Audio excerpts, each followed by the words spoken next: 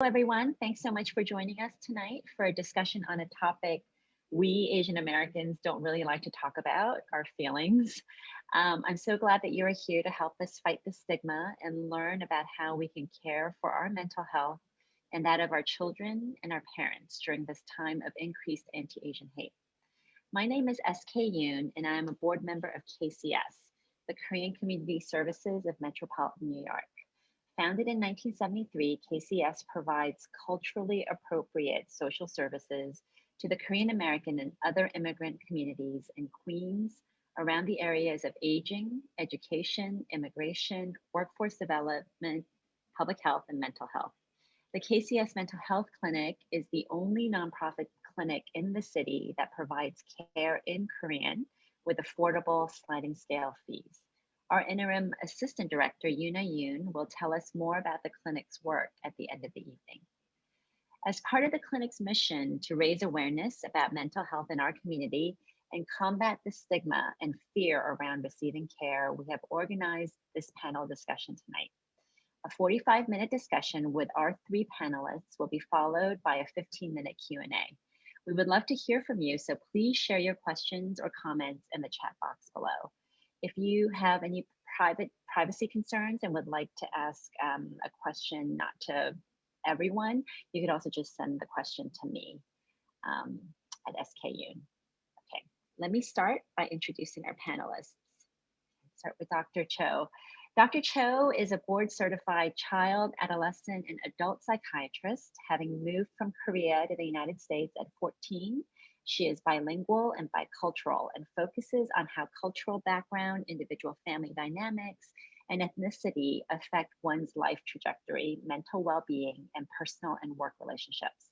She is a faculty member of Harvard Medical School affiliated organization, the MGH Cross-Cultural Student Emotional Wellness, and a co-host of the Korean American Parenting Podcast.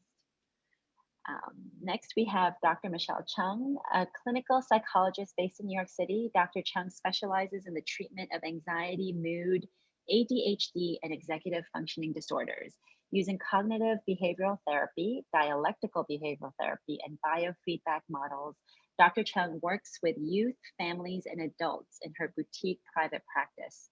She is also on the faculty of the Mount Sinai Medical Center and is a co-founder of Rock the Mindset, an online platform of courses and workshops about mental health and emotional well-being.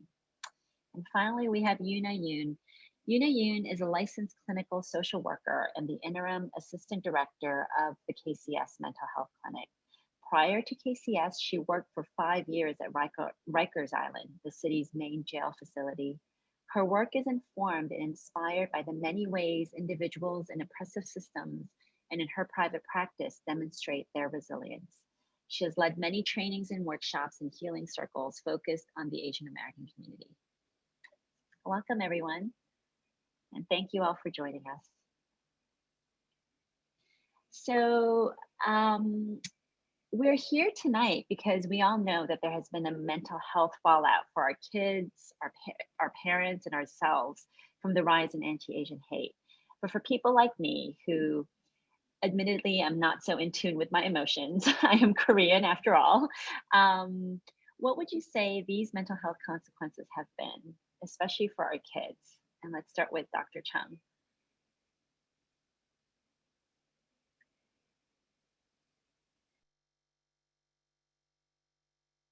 Sorry, just need to unmute myself. So I would say, for our kids, it's really been obviously quite an adjustment, as it has for everyone else. In my practice and from what I've seen from speaking to a lot of people, there's definitely been a lot of anxiety around what this means, a lot of transitions, a lot of unknowns.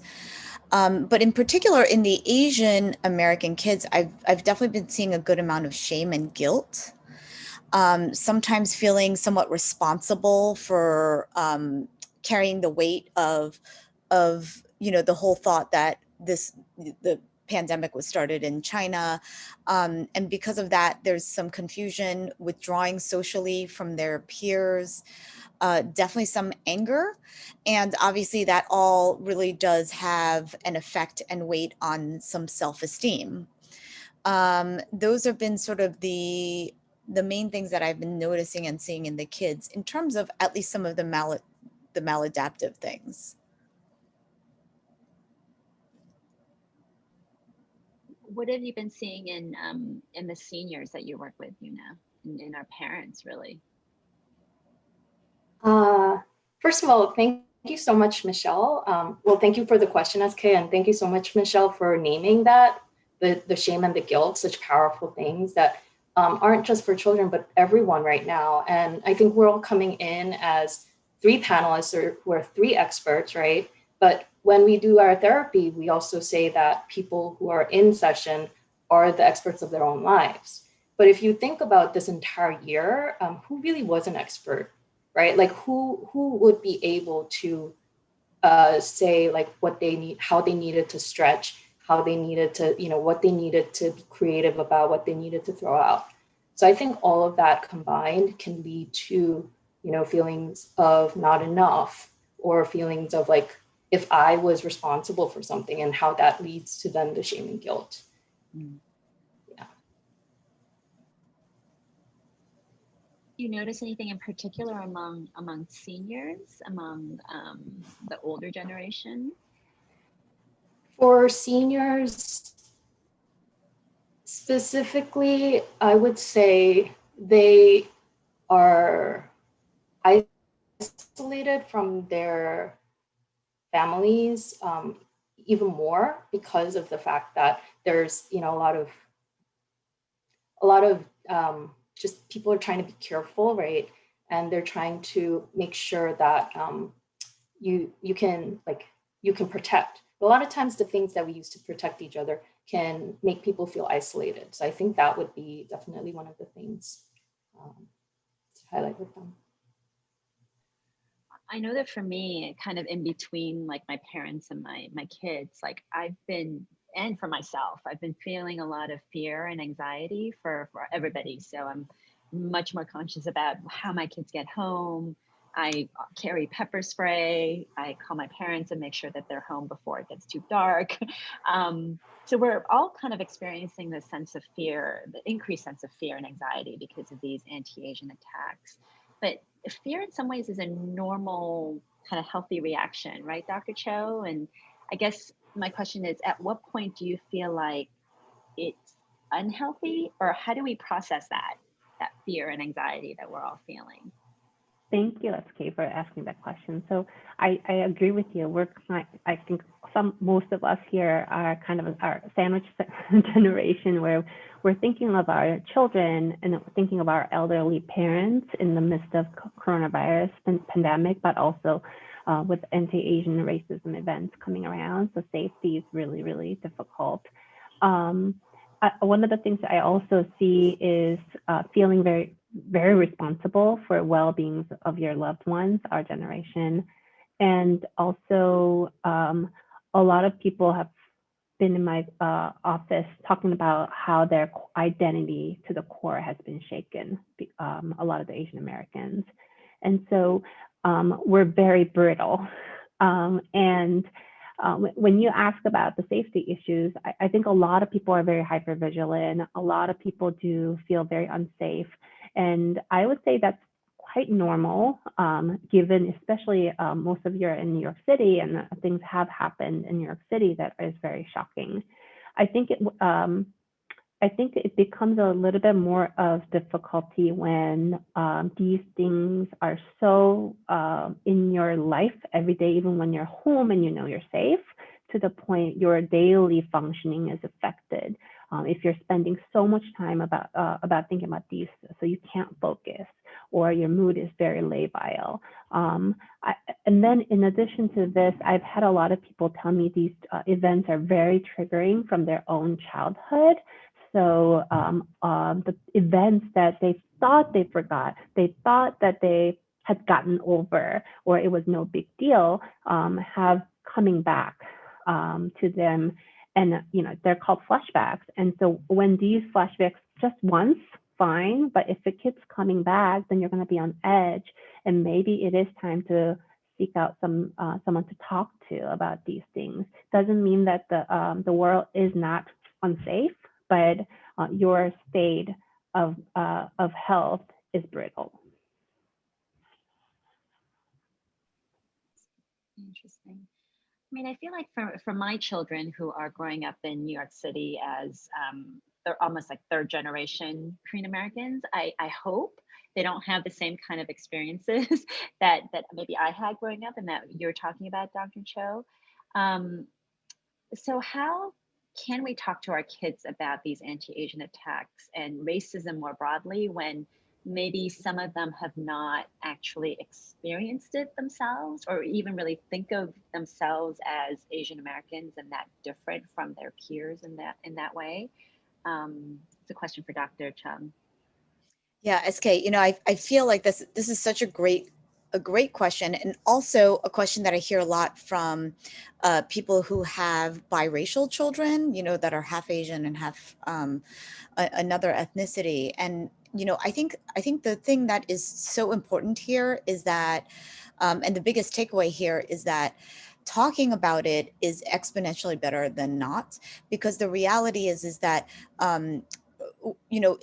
the way in which they perceive themselves in the world is not necessarily how the world perceives them, right? And especially, within, I'm sure many of us have heard the term of being forever foreign for Asians.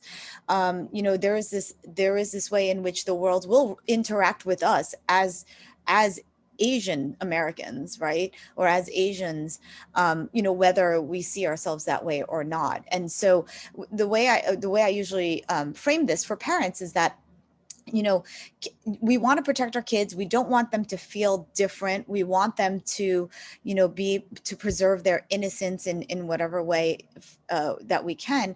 However, there will come a time where the world will just knock that down. There will come a time where they will be confronted with racism, or somebody will treat them differently because of the way that they look or because of their ethnicity. And if we do not speak to our children about race and racism, we actually leave them really vulnerable to the outside world, and the outside world is going to be the one that will teach them about it, and not us per se. And so the way I like to put it is, like, I like to have the kids first experience with ethnicity and race to be a positive one that you can take control of as the parents, right? And not one where they're being discriminated against or called a name or whatever it might be. So really being able to have this conversation in the forefront is usually very, very important here.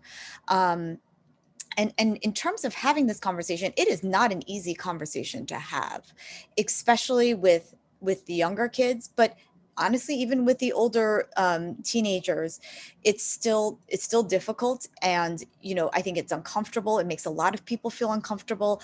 And what I always say is that it's okay. It's okay to be uncomfortable. It's okay to not get it perfectly, because it won't be a perfect conversation. And it will be an ongoing conversation, because as your children get older, as they developmentally get at an age where they're able to understand things differently, you can start to explain things more and more to them, and using different language and different ways to express it. I feel like, in terms of, I get asked all the time from parents that I work with, well, how do I have this talk? How do I sort of approach it? And there's a few just major guidelines that I usually give parents. So for example, first, I always say, just check yourself, right? Know what are your own biases. How are you feeling about what's happening? Because you don't want to approach your children about this topic in this like frenzy, place, or from a place of just really being too angry or too aggressive.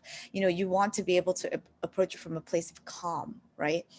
And open it up just out of curiosity. Hey, like, have you been hearing the news? What have you been hearing about Asians? Like, what have people been saying around you? Just open it up like a topic, just a very sort of open topic in that way. And when you do, just kind of have the talk, just sticking to the facts, and really do it in a way that's age appropriate. For younger children, I always say they're really good with understanding the concept of fair and unfair, right? and being kind to one another. And so being able to really start off with that concept, and obviously from an empathetic stance, right? How would you like to be treated? How do you want other people to treat you? And then at the end, just really checking in with the child and seeing, are there any misunderstandings? Like, did this conversation leave you feeling anxious? I remember when I had this conversation with my son, one of the things he said to my nanny was, like, be careful, because that person's going to punch you in the face because you're Asian. And, I realized, okay, I have to check in with him here, because he's having his own reactions. He's possibly misunderstanding certain situations here that I need to correct. So really have that check in with them and see, kind of where they're at. And the other thing that I would say is so important here, not only just for parents, but for everyone in general, is really being able to build a positive ethnic racial identity, right? How do we find a place where we can feel proud of being Asian, being Asian American, and for our children to feel that way? And I think a lot of that it starts in our homes, right? It starts with us.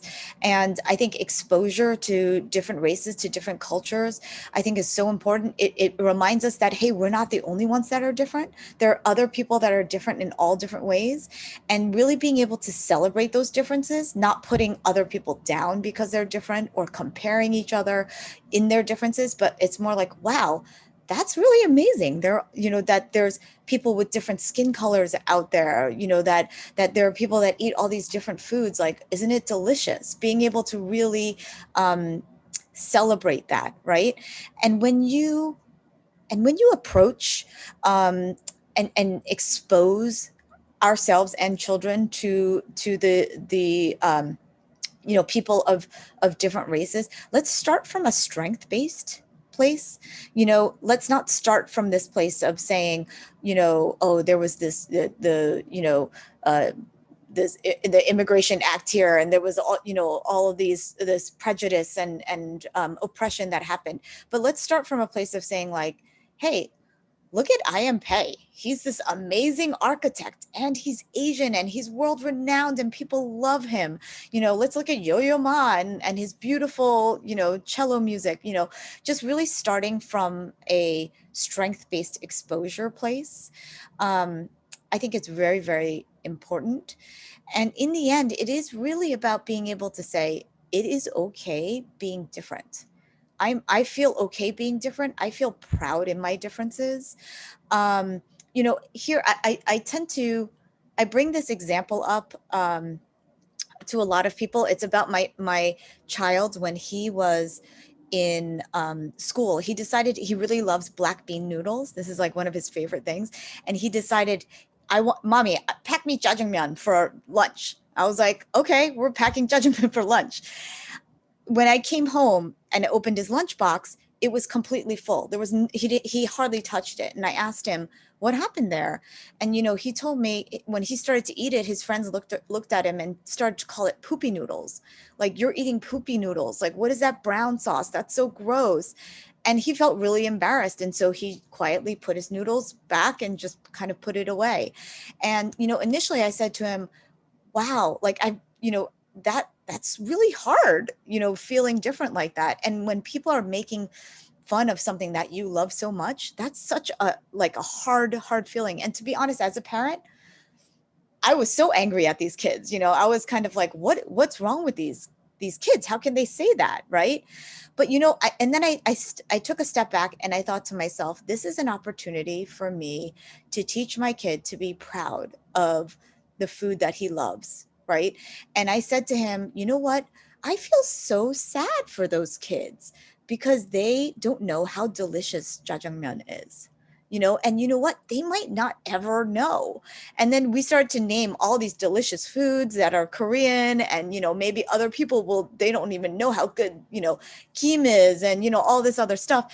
And I said to him, next time, let's practice what you could say when somebody says something like that to you. And we went back and forth and we role played it.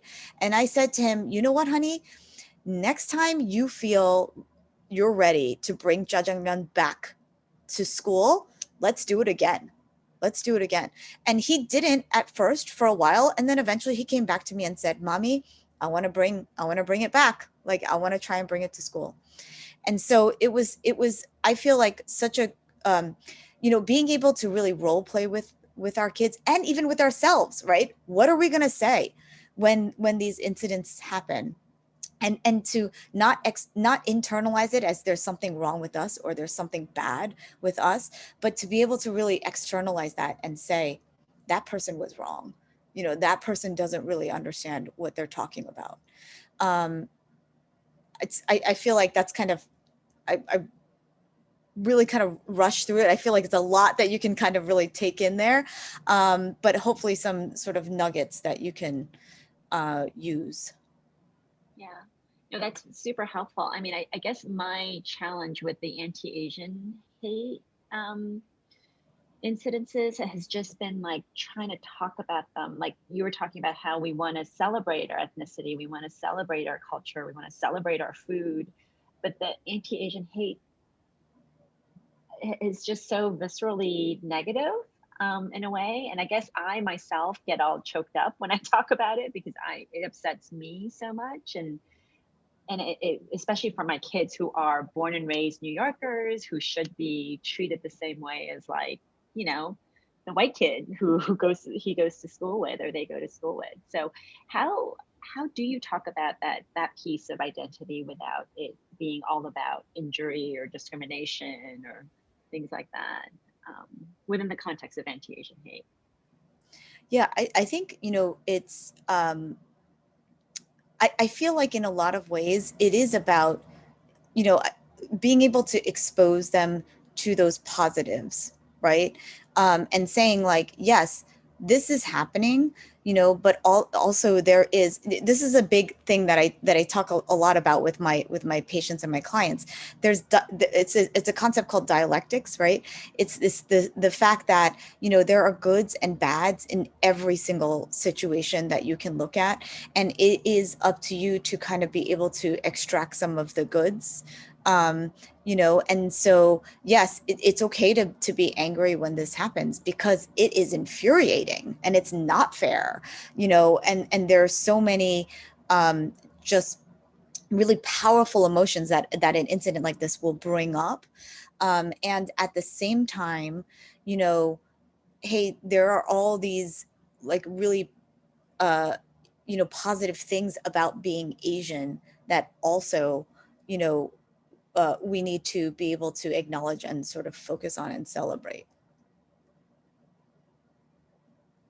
Dr. Cho, would you like to add anything? I'm not sure.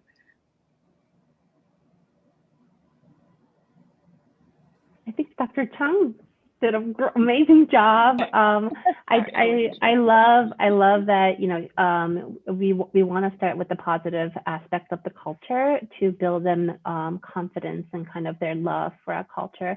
I also think once that is kind of solid, then we can talk about what it means being an Asian American. And because Asian American term itself is very kind of a political term that, Asian American is a very heterogeneous group. So I think the identity piece for me, like I initially identify as Korean American, but I never, for a long time, I don't think I really identified myself as part of Asian American. And I think there are many people who were like that. And so thinking about like, how do I instill this term to my child so that she internalize it, I think it starts with, well, number one, our ethnic pride, but also talking about history of Asian Americans and, well, age appropriate. But you can slowly build on your education with your child about, how the term Asian American came from, the history, and then you can go back to all the different part of the history of Asian American, so that when our children grow up, they will be able to have this solid, strong identity as an Asian American. I think I personally truly believe that's really important, because especially became so clear in the past year that if we don't have this collective power, then we don't have voice. And so to me, that's really important. I think I put you on the spot. Sorry, Dr. Cho.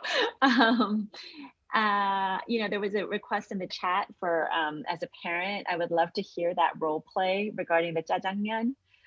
Dr. Chung, would you like to recount that story a little bit more, or fill in the details? Yes, absolutely. So it was actually, it was interesting because, it's difficult to kind of find this balance of being able to, like, you don't want him to be mean, but you do want, like, I wanted my son to be assertive in that moment, right? And so the way in which we kind of role played it was when they were calling his noodles the poopy noodles, I kind of asked him, like, what do you want to say, right? And of course it was something not necessarily like socially okay, it was kind of, like, if I remember correctly, it was something along the lines of, well, you're stupid, and I don't care what you say, or something like that. And so we kind of started with that, and then we, like, I basically helped him smooth it over a little bit more, right? So I think what we came up with was, he basically said, like, you should try it. It's actually really good. And a lot of people really love it. And then if the kid says whatever, yes or no, or whatever it might be, right? Then like my son being able to say to him, like, basically kind of what I said to my son, which is like, your loss, it's actually really good, and you'll never know how good it is.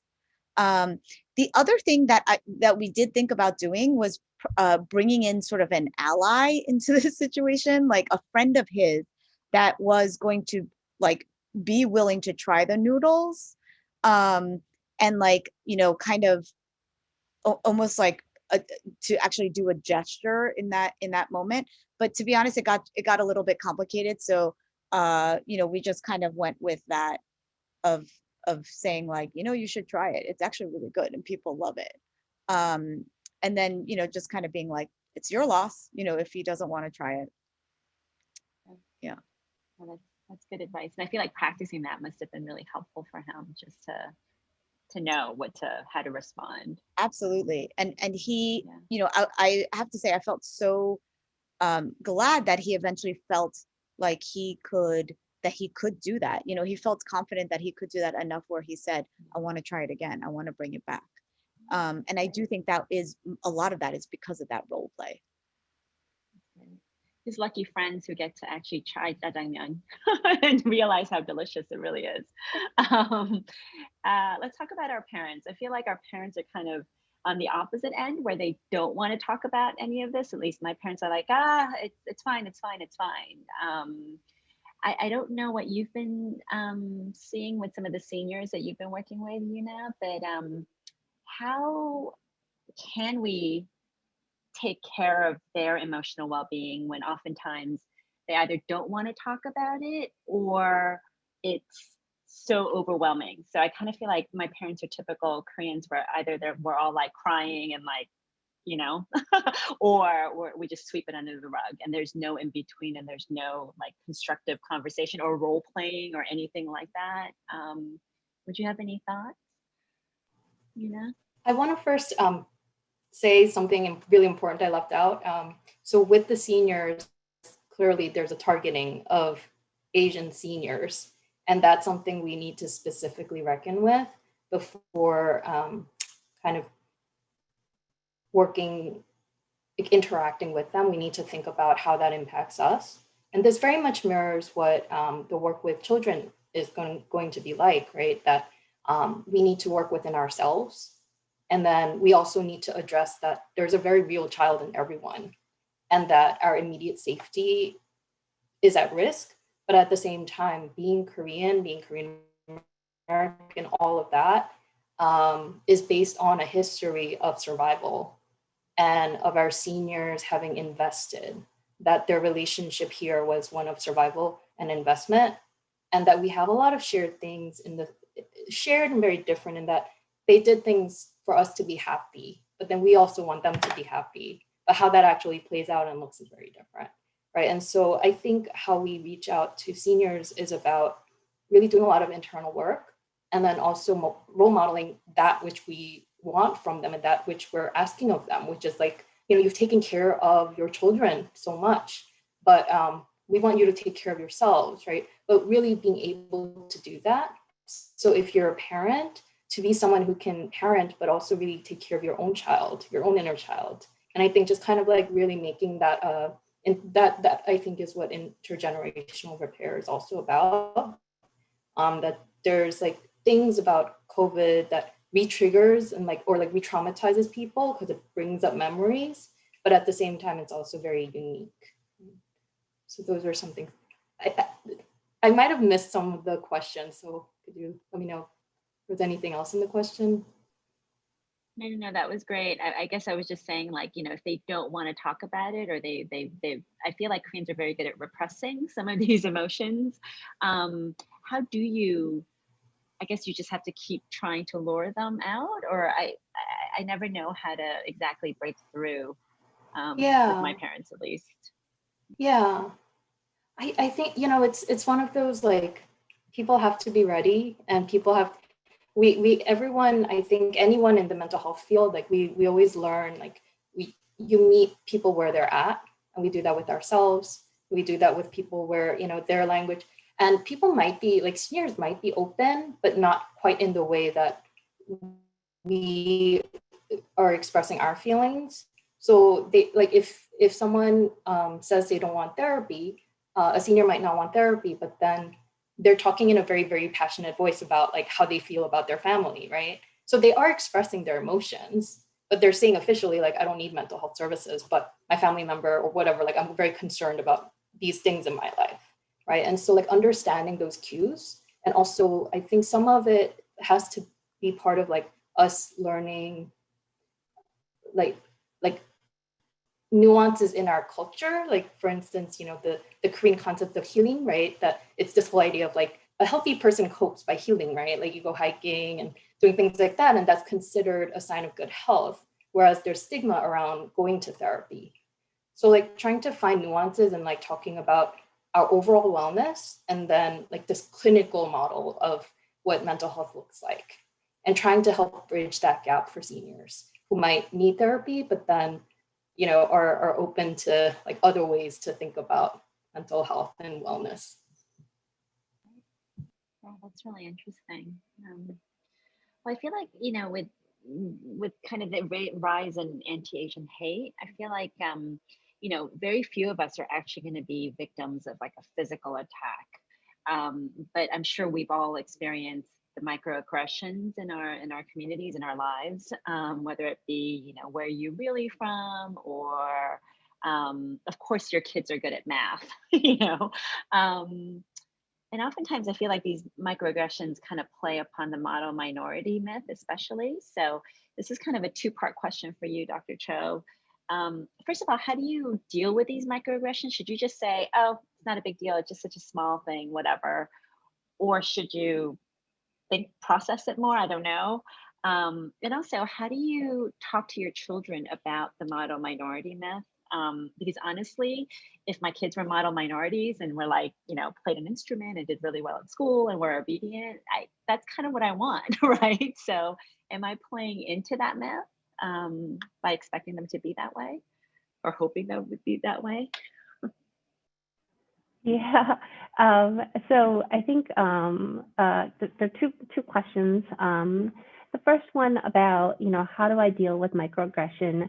Well, first of all, we have to learn to recognize what microaggression is. I think nowadays, I think a lot of us are aware, kind of the questions oh, you speak English so well, right? But also and so then once we learn what the microaggression is and that it's not our fault to feel bad, because a lot of times what happens is that you don't recognize what microaggression is, but when you do get those questions or comments, you do feel kind of, you know, odd or weirded out, like, I don't really feel good about these questions. And so recognizing that it's not my feelings that are weird, it's that you've being given microaggressive episode.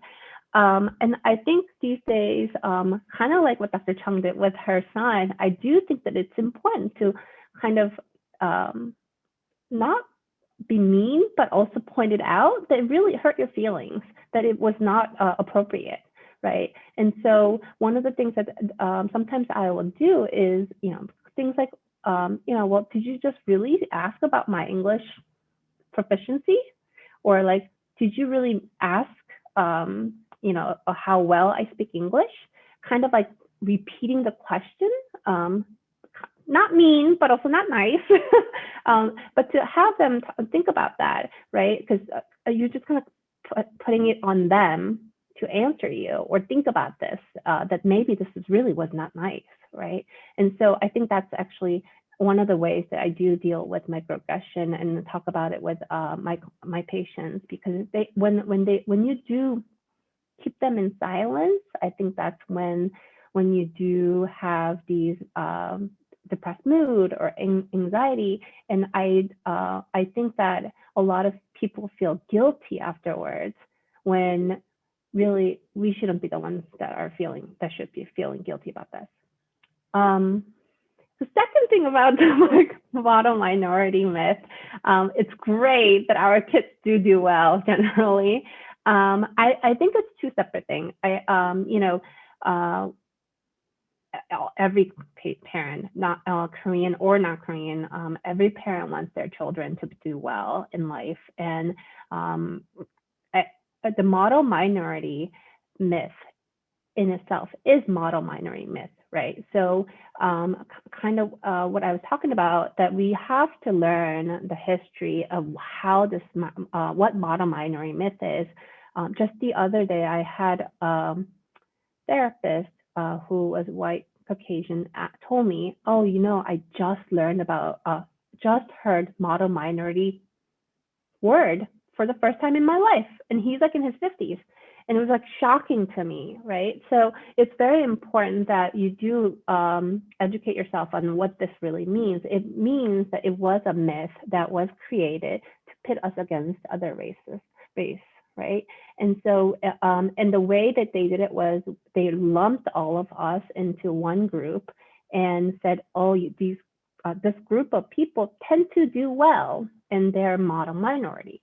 But the truth is that we're individuals, and individuals have different ways of doing things. And, you know, that's okay. Our children do well. That's because we help them. It's not because we're a model minority.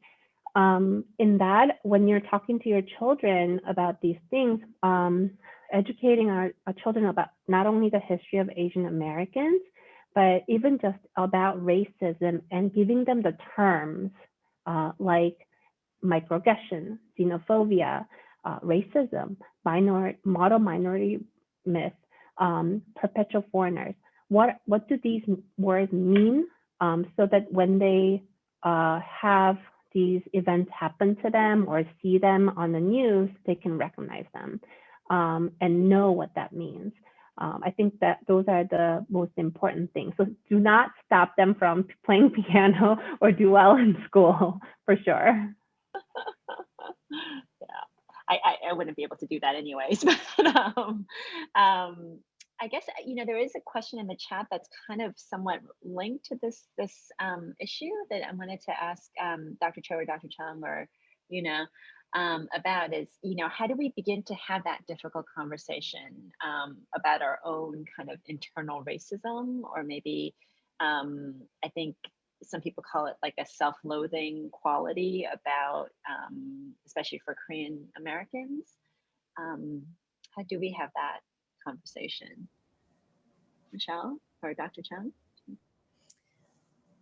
You know, what I will say is that I think when it comes to, in particular, kind of this self-loathing, I think it's important to remember that in linked to the model minority myth, that it is a myth because it's a falsity, right? And I think the important thing to remember is that you know, that there, yes, that there are, you know, whatever, a lot of stereotypes that kind of go into this, but that is sort of what's wrong with stereotypes, right? That they group a bunch of people and then put them in a pile saying that they're all the same, right? And it just so happened that the model minority myth is something that projects us for the most part in a positive light, which is, I think, a conflict in a lot of people anyway, right? But I think being able to think that, you know, hey, people don't fit into a box, right? And that somehow adhering to this expectation that is put on us actually sets us up for a lot of vulnerability and a lot of feelings of not being good enough. And so, you know, really being able to embrace yourself, right, for your strengths and weaknesses, because we all have them, right? We all have strengths, but we also obviously all have weaknesses. You know, when I'll be honest with you, when I work with a lot of Asian, um, I work with a lot of Asian people that are perfectionists. Let's put it that way, right? It's a huge part of, and whether that's on the adolescent child end or whether that's on the grown up, you know, adult end. And what I will say is that I will be very flat out honest with them that, you know, and I'll model for them, hey, I was an Asian, honestly, who had, you know, I have a father who's a mathematician, and I wasn't that great at math. Like, it just wasn't my strength. And you know what? I found my way, and, you know, I went into a field that, yeah, you know, we have to know math, but it's more about statistics, right? And I was okay, you know? And so really being able to just kind of model that, you know, for our children. And, you know, I was thinking about this too, but like people who have really broken this model minority myth and have found success in their own way. I don't know, have you guys, I'm sure you guys have seen David Chang, right? The Momofuku chains, right? I kind of feel like he's sort of done this in a really lovely way. There's another, happens to be another David, but David Cho, he's a graffiti artist.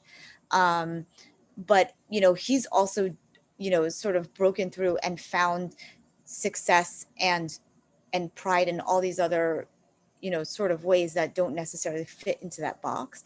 And so really being able to remind yourself and your children about all those differences that exist, you know, within that. I mean, if you think about it, there can't be a whole country of people that are exactly all the same, right? I mean, that's just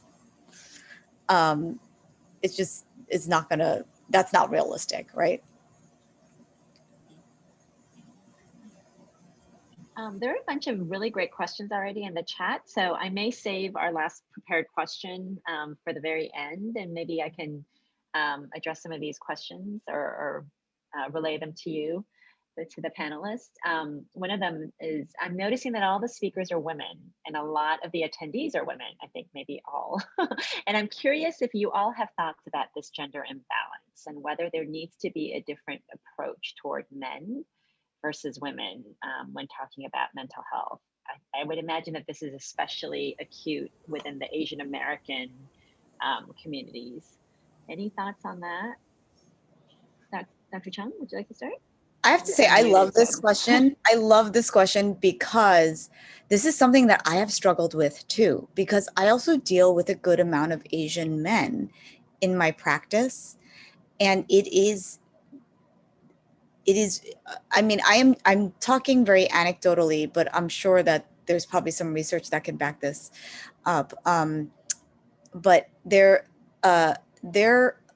sort of reaction to the anti-Asian violence that has been happening has been very different from the females. And I think some of that is obviously because, well, especially the younger Asian men are not, they're not as threatened because physically, they probably don't feel like they can be as attacked as easily or as vulnerable. But I think also there is this sense of like, I've definitely had people tell me, I don't like it when people come to me and say, hey, I heard about what's been going on, with all the Asians, are you okay? Because it makes them feel vulnerable.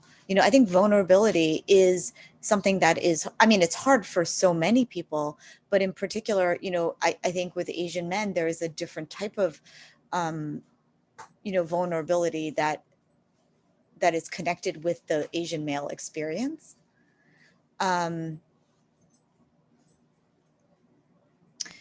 It's interesting. I remember my dissertation when I was doing my doctoral degree was about acceptance of therapy within the Asian American community. And there definitely was a huge drop with the male population in there. There was a lot of question as to why that was. And there was a lot of guesses and hypothesizing. And unfortunately, I had to sort of like move on, and where I couldn't do a follow-up study with that. But I think that there definitely is something to that. There is a difference there. Yeah. Dr. Cho, would you have any thoughts? I think I do see a lot of the younger generation Asian American men who do react to the events and have found their way to therapy. They tend to also kind of put up this wall first before, even if they came to seek out therapy. And so it is even clinically, I think I have a little bit harder time pushing it through, takes a little longer time. But I think that's also part of like how they're raised, right? Men are not supposed to cry. Men are not supposed to show your feelings, and you're supposed to be very strong.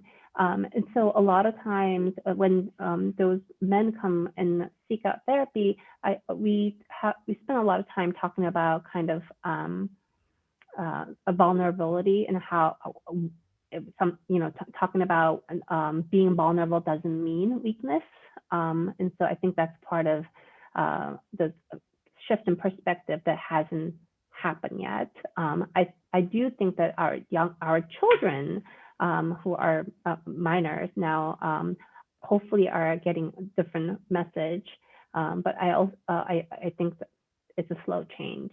I also think that the ratio difference in today's talk and other talks that I've been to, I think it's also because I've seen Asian women, especially with children, have felt so threatened physically, like very viscerally. I live in a place where these things don't happen because I do live in a very, very rural area. But even when I see the news, and it's not just about Asian women, it's when women with their children are attacked, I have a very different reaction. And so it becomes a very real threat, and we are trying to really come to terms with it and to help with our children. So I think that's one of the reasons too. Would you have anything to add? I think this is along the theme of what you had been talking about, that there are maybe different approaches. Maybe it's not really the clinical model that may work, especially for the older generation, but I would imagine older Korean males would be the most resistant, would be my guess, but I don't know. What have you been seeing at the mental health clinic? Yeah, I think that the point about stereotypes is really important, and it's a vicious cycle. I think with like how many older Asian male therapists are out there, or psychiatrists, right?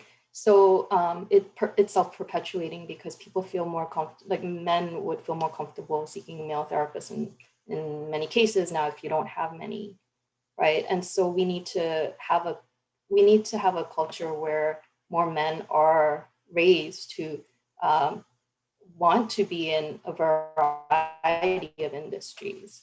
So I think it's an ongoing, as for our current people, right, like the current people who are of that generation, I think the challenge is just that, that so many others like people do cope, but they cope in different ways. It's like either way, like even negative coping is a type of coping, right? And so I think men are just encouraged to cope in other ways, and not in things like self-expression or in seeking therapy, unfortunately.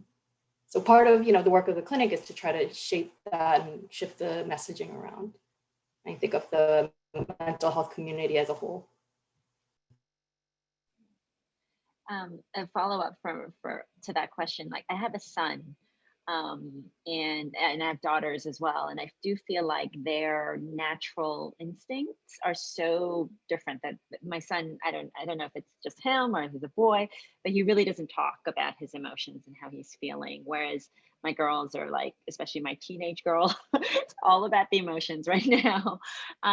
So how do I kind of draw my son out more and teach him that it is okay to be talking about these things, so that we can break that stereotype, and so that they can, that we don't have this gender imbalance in the next generation in some ways. Anybody? I don't know who would like to answer that question. Dr. Chung?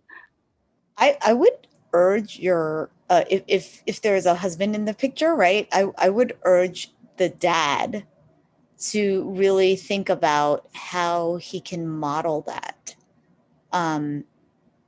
for his son, and show him like, hey, men can be strong and talk about their feelings and be vulnerable, and still be a man, like a manly man or whatever it might be, right? So I definitely think, there's sort of a part of that, but I think the other thing that you can do is just show him and explain to him the dichotomy there. That, what, Asian, or just men in general, or, Asian men are often taught by society and, all these implicit ways that, they shouldn't be as expressive, that they shouldn't be as vulnerable, and that's not healthy, that's not necessarily the way it has to be. And sort of, especially because I know you mentioned that he's a teenager, he could probably really understand that and relate to it.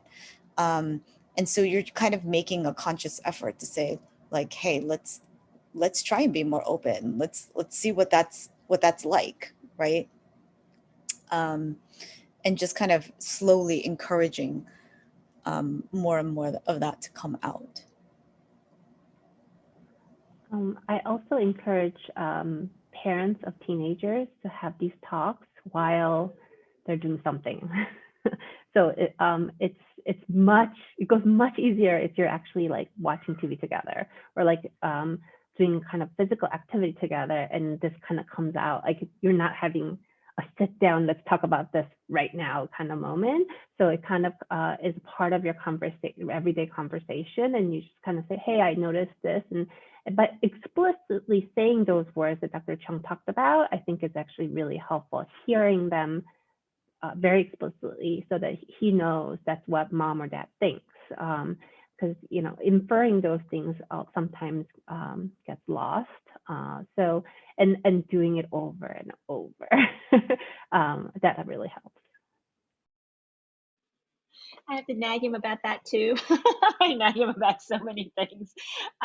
He's a teenage boy. So we do have some time for a couple more questions. There is one question that I'm not sure if I can express it in the right way, but it's basically talking about how racism is a very individual kind of act, but that we also have, or an individual experience, but that there's systemic racism that permeates our society.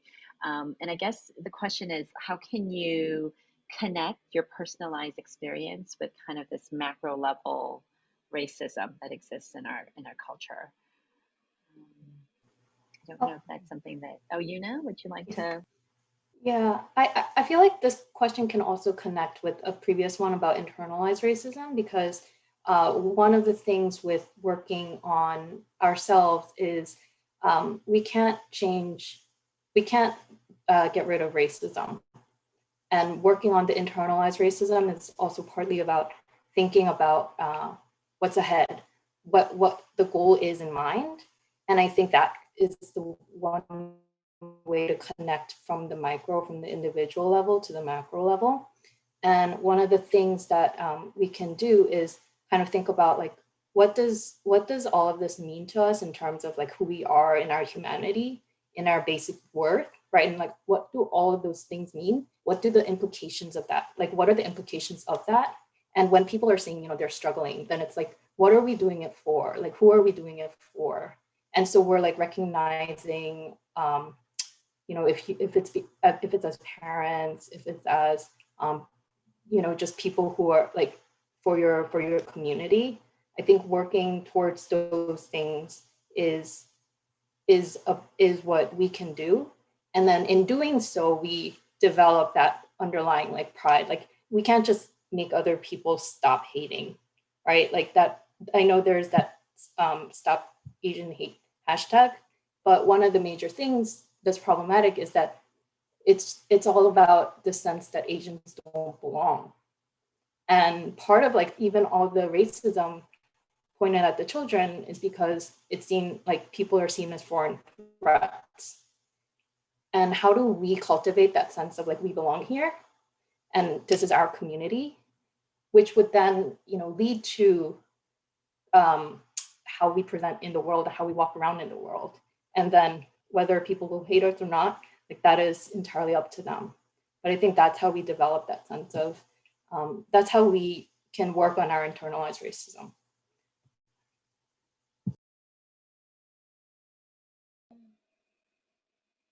I think we have a little bit more time before our last question. I don't know if anybody has any other questions that they'd like to put in the chat. But if not, I guess we'll ask the last question that we have prepared, which is just about like, let's end on a happier note in terms of self-care. Like, how do you, each of you, as mental health professionals, but also as Asian American women, like, how do you care for yourself so that you are mentally healthy and well during this crazy time, just in terms of the pandemic, but also the rise in anti-Asian hate? Should we start with Dr. Cho? It's really hard. So, I mean, I think, with pandemic, that's been really hard. I also have a 4-year-old that we kept her home for a year, and it was difficult working from home and having the child. But also in the past year or so, by default, my priorities have been much more clear. Before, when everything was very, very, very crazy, everything seems so important. But now I can peel them back and say, like, my family and my health, our health, our mental health, those are really important to me. So I definitely try to take time to take a break. And the concrete things that I do is I try, I don't always succeed, to get offline at least for half an hour to an hour a day. That's really hard. So that's number one. We also try to spend some time outdoors. Now that the weather is better, I do feel like physically better when I do have some sun every day at some point. And those are really important. And then sleep for me. I know everybody does, but for me, like having a good, 7 hours makes me a better person in the morning. And then lots of coffee. Yeah. Dr. Chung? So I think similarly to what Dr. Cho was saying, it's been and I'm sure it's a collective experience from all of us. It's obviously been just a very challenging time. What I will say is that For me, it's definitely been tricky because it's really unfortunate, but I still get tons and tons of Asian people seeking out mental health services. Like I think like 5 to 10 a week. And unfortunately, I have been completely full, and my whole practice has been completely full, and a lot of other people that I know are completely full. So it's a lot, right? And so, and a part of my mission just coming into this field was to help Asian Americans and kind of breaking the stigma. So whenever I come across a referral like that, it breaks my heart. So, really in terms of my self-care, something that I have been trying to do is um, I am the queen of what I call mini vacations. Like it's not even like we're really doing vacations, but what we're doing is I might just take 15 minutes to just go get a cup of coffee. And in those 15 minutes, I also really love mindfulness. It's a big thing that I practice. And so I do sort of these like mindfulness on the go practices. So for 15 minutes, when I go to make my coffee or get my coffee, I'm going to mindfully just walk and just like, take in the sounds, take in how, the experience of just walking. I'm not going to think about anything else. I'm just going to be singularly focused. When I'm drinking my coffee, I'm just going to take in the aroma, how it feels when I'm drinking it. And just taking in these small moments that, sometimes it might just be taking a longer shower, and just being by myself and just quiet. These are these like smaller ways that I find within my day to just kind of recenter myself, and for self-care. And I always say it's basically when you take the small things and you extract from it every little ounce that you can, to just like really make it as impactful as possible. And I will say that definitely for me, spending time with loved ones, friends, family, and also people that are completely outside of my field and industry sometimes really helps too. So just doing really, having like very fluff conversations and just kind of just, doing things that are flexing other parts of my brain, I think are sort of the best ways, for me at least, to self-care and unwind. Great, thank you. Yuna, would you like to add anything? How do you care for yourself? Yeah, I mean, I love these themes of rest, variety, and play. And I think, like coming from rest, like the concrete, like making sure we eat and sleep, not just like be on Zoom all the time. And then being, in like different kinds of conversations in different settings, and just being more than one identity. And sometimes people are really trapped in taking on certain roles and, being in survival mode because we are surviving in some aspects, right? So that's where I think the play aspect kind of can come in too, where some sort of self-expression, and that has ranged for me from writing to to sometimes hearing stories, but sometimes choosing not to hear stories. So like being flexible with that and finding in what pockets do I find something restful, and in what pockets do I need to kind of step away. Okay. I don't do any of those things very well, so I will try to sleep more, try to be more joyful. Mini vacations are such a great idea. I will definitely try to do that more. And long showers. That's a good one too. So thank you so much. Unfortunately, that's the end of our time for Q&As right now. Thank you so much for your time, Dr. Cho, Dr. Chung, and Yuna. But before we end our evening, and now that we've recognized the importance of mental health and self-care in our own lives, I just wanted to ask Yuna to speak about the work that the KCS Mental Health Clinic does to address these type of issues for those in our community who wouldn't have access to professionals like Dr. Cho and Dr. Chung otherwise. So Yuna, would you like to speak a little bit about the mental health clinic? Yes, and before I do, I just wanted to highlight how there was a lot of collaboration and bridging going on here, because we have here SKU, and I can call you out, Grace Peck has, board members of KCS, and us connecting with other private practice providers, and then now coming here to the clinic, which is the only Article 31 clinic targeting the Korean population. So as you can all see here, it's the first and only state licensed outpatient clinic, providing bilingual and culturally sensitive mental health services, including psychotherapy and medication management, and having a large outreach component where we talk about mental health in our community, as we talked during this conversation about our Asian American identity. So we partner with various coalitions, federations, in city council, and really combat the stigma and fear around receiving care on a personal level.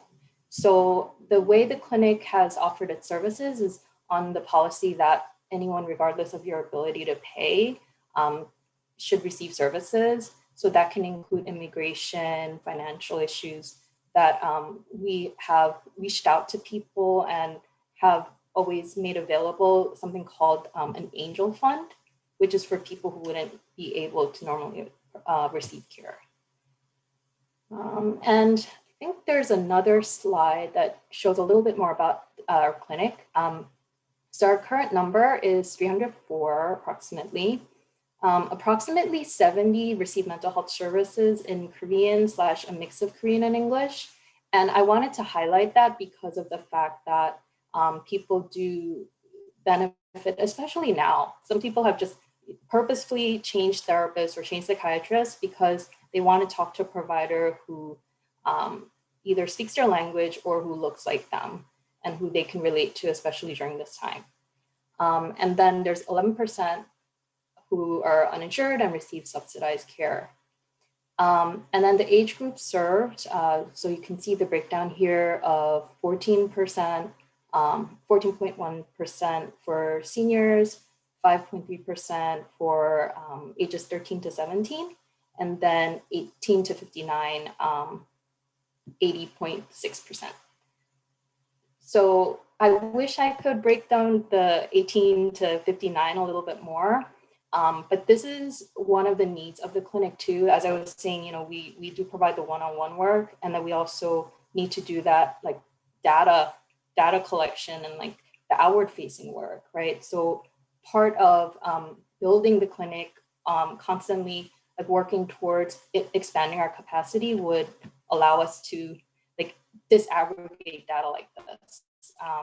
So, that's actually one of the goals that the coalitions and federations are working towards, because, the Asian American population only receives, is 14% of the population, but only receives about 1.1, depending on who you talk to, be like a little less than 5%, right, Sarah? Something like that, yeah, of the funding from the city. So these are just some things to ponder upon as we think about the overall mental health of our community. Yeah. So one thing to point out is that a number of these clients are, a large number is Medicaid, Medicare. So we're talking, like as Asian Americans, the barriers to mental health treatment, but then like further like barriers and how we can work towards assisting other members of our community who have those barriers. Thank you, Yuna. So thanks again for joining us tonight. Thank you so much, Dr. Cho and Dr. Chung, for sharing your expertise with us tonight. And most importantly, I just want to thank you all for joining us. We really appreciated seeing you, and we hope that you will be interested in learning more about the KCS Mental Health Clinic's essential work in the community, and also about all of the other incredible work KCS does for the Korean American and other immigrant communities in Queens. We'll be sending a follow-up email with additional resources that Dr. Cho and Dr. Chung and Yuna would like to share. and also just more information on how you can donate, volunteer, and stay connected with KCS. Thanks so much and have a good night. Hello.